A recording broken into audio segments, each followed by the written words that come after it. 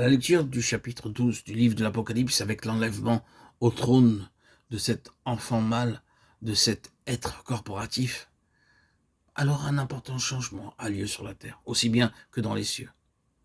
La première chose que l'on constate après cet enlèvement, c'est une guerre dans le ciel. C'est ensuite le résultat de cette guerre. Plus de place dans le ciel pour les armées du mal.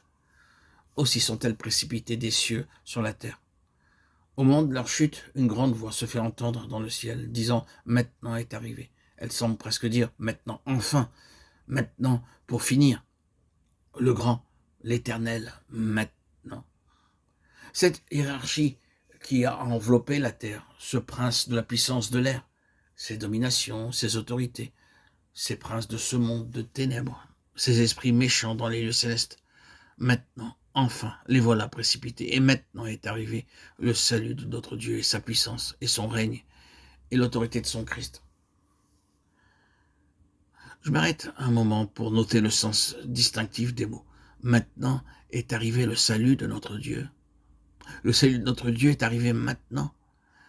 Réfléchissez un peu à tout ce que nous venons de dire et vous verrez jusqu'où cela va nous conduire. Maintenant est arrivé le règne de notre Dieu. Le règne de notre Dieu est arrivé maintenant. Maintenant est arrivée la puissance de notre Dieu. La puissance de notre Dieu est arrivée maintenant. La voici, la dynamique de Dieu. Sa force toute puissante, la voici maintenant. Eh oui. Remarquez ensuite, et l'autorité de son Christ. L'exousia de son Christ. La juridiction du Seigneur Jésus est arrivée maintenant. Que de choses tiennent à ce maintenant. Vous posez ces phrases une à une et vous vous rendez compte que l'enlèvement de l'enfant mâle coïncide avec l'avènement du salut, de la puissance et du règne de notre Dieu et de la juridiction de son Christ. Ah, quelle apothéose, quelle merveille, quel final. Il faut plus de temps que nous n'avons maintenant pour mesurer toute cette gloire. Laissons donc cela pour le moment. Sur la terre, l'histoire entre dans une nouvelle phase et dans le ciel également. C'est quelque chose de nouveau qui commence. Mais avant d'en arriver là, remarquons les termes. Une grande voix se fait entendre dans le ciel, et cette grande voix dit « Notre Dieu, nos frères ». Il y a là, dans le ciel, des rachetés qui regardent. Ils appellent ce groupe de vainqueurs « nos frères ». Et à l'égard de Dieu, ils disent « Notre Dieu ».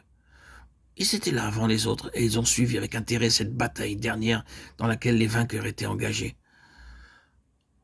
Dans tous les temps, il y a eu des vainqueurs. Et ils ont vaincu et s'intéressent à cette victoire jusqu'à sa consommation. Aussi disent-ils, notre Dieu, nos frères, qui accusait nos frères. Et remarquez plus loin, Satan est descendu, littéralement en anglais, allez en bas, vers vous. C'est le langage de quelqu'un qui parle non pas d'en bas, mais d'en haut.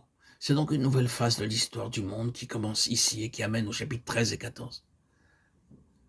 Nous avons d'une part l'Antéchrist et d'autre part en corrélation avec son activité la tribulation de ceux qui n'ont pas été enlevés. Dans les 7 lettres aux églises d'Asie, la discrimination est faite entre ceux qui vainquent et ceux qui ne vainquent pas. Il m'est impossible d'accepter pour ma part que les 7 lettres aux 7 églises étaient destinées à des personnes qui ne faisaient pas partie du peuple de Dieu, comme le voudraient certains commentateurs.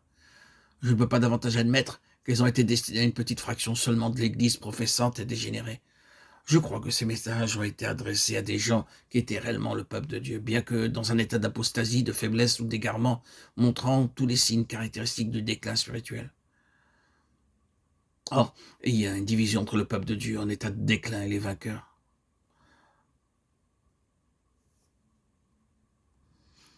En parlant de Philadelphie, à propos des saints de cette église, il est écrit, ils reçurent de très précieux encouragements. Une heure de grande épreuve allait venir sur le monde entier pour éprouver tous les habitants de la terre. Les uns pourraient être victorieux dans l'épreuve, mais ceux qui avaient gardé la parole de sa persévérance seraient gardés de l'épreuve. Elle allait venir sur le monde entier. Et ceux-là, où sont-ils? Ils s'en sont allés déjà. Telle est la situation, ici et maintenant. La grande tribulation atteint des croyants, excepté les vainqueurs. Il y aura ceux qui seront gardés de la tribulation, mais il y aura aussi ceux qui, ayant été laissés, seront enlevés du milieu de la tribulation. Ceux qui viennent de la grande tribulation, dans laquelle ils ont lavé leurs robes qui avaient été souillées au contact du monde. Nous voyons donc ce que Dieu a en vue, ce qui est dans sa pensée. Nous voyons que le temps de la fin va être marqué par cet événement central, la constitution, derrière la scène, d'un groupe spécial, d'une phalange de vainqueurs. C'est à la suite d'un intense labeur spirituel que se formera ce groupe de vainqueurs que Dieu veut mettre à part. En se réservant ce corps d'élite et en l'enlevant auprès de lui, Dieu s'apprête à réaliser son dessein initial, sa pensée originelle. Et les changements qui vont survenir et dans les cieux et sur la terre sont tous en rapport avec cet événement-là.